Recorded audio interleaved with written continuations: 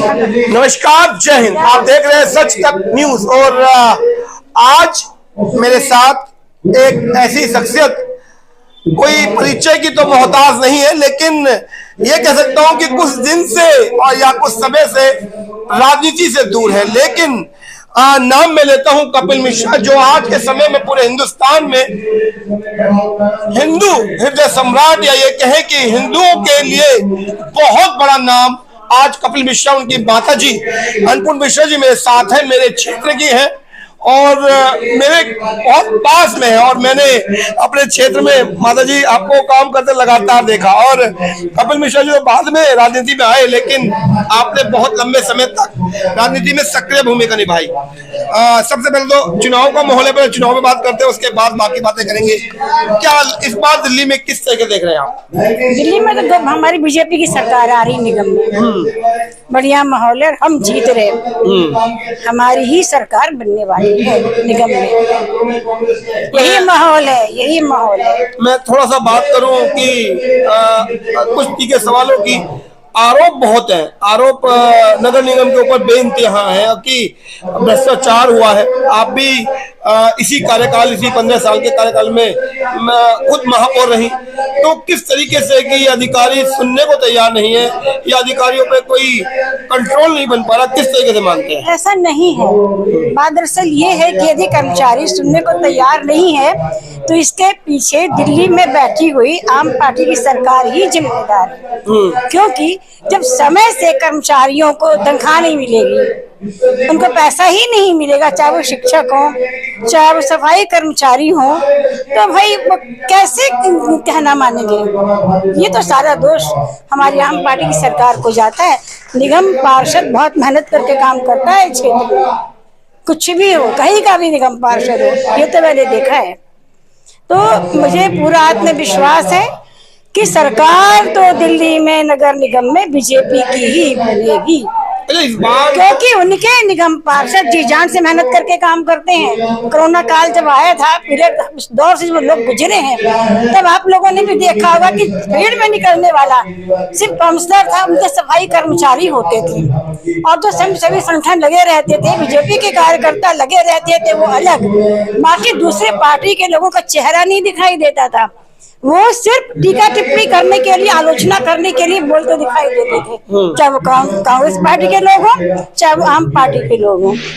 तो आप एकदम से ये कह देना भ्रष्टाचार भ्रष्टाचार, तो भ्रष्टाचार तो यदि बढ़ा तो उसकी सारी जिम्मेवारी हमारी जो दिल्ली में मौजूद है केजरीवाल की सरकार की है। निगम में ऐसा कोई भ्रष्टाचार का कोई मामला तो अभी तक आया नहीं, और यदि कहीं भी भूल से कभी शो भी होता है तो हमारी बीजेपी में ये है कि उनको तुरंत ही बाहर कर दिया जाता है।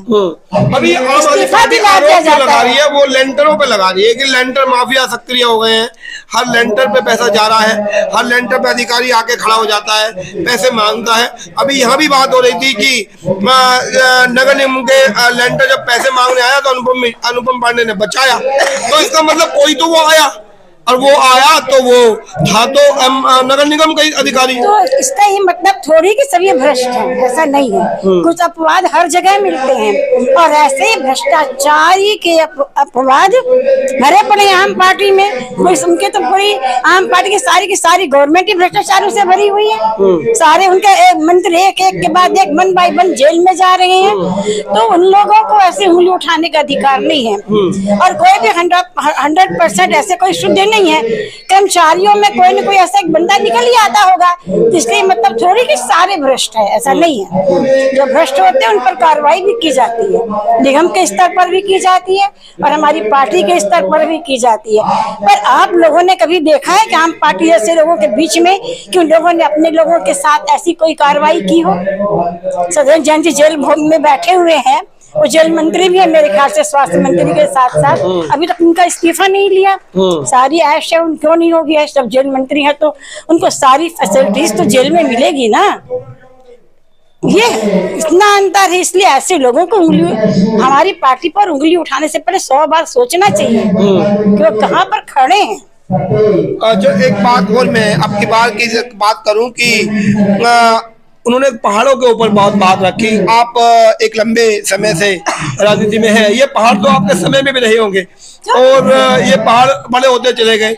मैंने अभी गोपाल राय जी आए थे, मंत्री जी आए थे, पर्यावरण मंत्री, मैंने उनसे तीखा सवाल किया। हाँ, मैंने तीखा सवाल किया कि आपके पास कोई तरीका हो, कोई SOP हो जिससे ये पहाड़ खत्म हो जाए, तो वो आप मुझे बता दीजिए। तो उन्होंने कहा हम जब जीतेंगे जब बताएंगे। उनके पास है ही नहीं तो क्या बताएंगे? यदि होते तब करते दिखाई देते ना। ऐसा नहीं है कि जब पहाड़ के ढेर है तो सारी जिम्मेवारी निगम की हो जाएगी, ऐसा नहीं है। यदि आपके पास ऐसी कोई योजना है तो आप लेकर आओ ना पब्लिक के। दिल्ली की जनता को जीतने से पहले दीजिए। हाँ बिल्कुल, यही तो कमी है ना। उनके पास दिमाग में कोई योजना नहीं है। यदि सफाई की होती, कूड़ा ठीक से साफ किया होता तो आज उनको पहाड़ों के ढेर दिखाने की जरूरत नहीं पड़ती। 100 की बात यह है, मैं आपको बताऊं कि मैं भी निगम पार्षद रही हूँ, मेयर भी रह चुकी हूँ। दिल्ली हम लोग अपने काउंसलर बहुत मेहनत करके अपने नालों की सफाई करवाता है। दिक्कत है कि हमारे नाले पे एट लास्ट जाके बड़े नालों में मिल जाते हैं, तो आगे के नाले की सफाई की जिम्मेवारी किसकी है? दिल्ली सरकार की है। वो अपने नालों की सफाई ही नहीं करवाते हैं। मैंने तो अपने क्षेत्र में खुद देखा है कि यहाँ के तो फ्लड के नाले भी मैं ही साफ करवाती थी अपने नालों के साथ साथ में। उनके गैंग लगा लगा के, पूछो पब्लिक बताएगी आपको।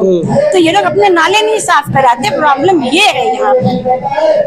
तो इस जनता में जैसे कि विधानसभा का जो रिजल्ट आया, वो रिजल्ट कहीं ना कहीं जनता को लोलुप कर रहा है कि भाई केजरीवाल बहुत बड़ा चेहरा है, और उन्होंने कुछ प्रचार भी कहूं कि लगातार प्रचार है कि बहुत बड़ा चेहरा है। तो इस बार जनता क्या बात ऐसी जाएगी कि भाजपा की सरकार दोबारा बन पाएगी? भाजपा की सरकार तो दोबारा बनेगी ही। बहुत बड़ा चेहरा है ना केजरीवाल, भ्रष्टाचार का बहुत बड़ा चेहरा है, झूठ बोलने का बहुत बड़ा चेहरा है। तो वो झूठ बहुत कुशलता के साथ बोलते हैं और इतनी बार झूठ बोलते हैं कि जनता को सही लगने लगता है। तो ये है, जनता इस सच्चाई को जानती भी है। अच्छा, एक बार मैंने आपके पास पहला चुनाव देखा जिसमें फ्री की रेवड़ियां नहीं बटी।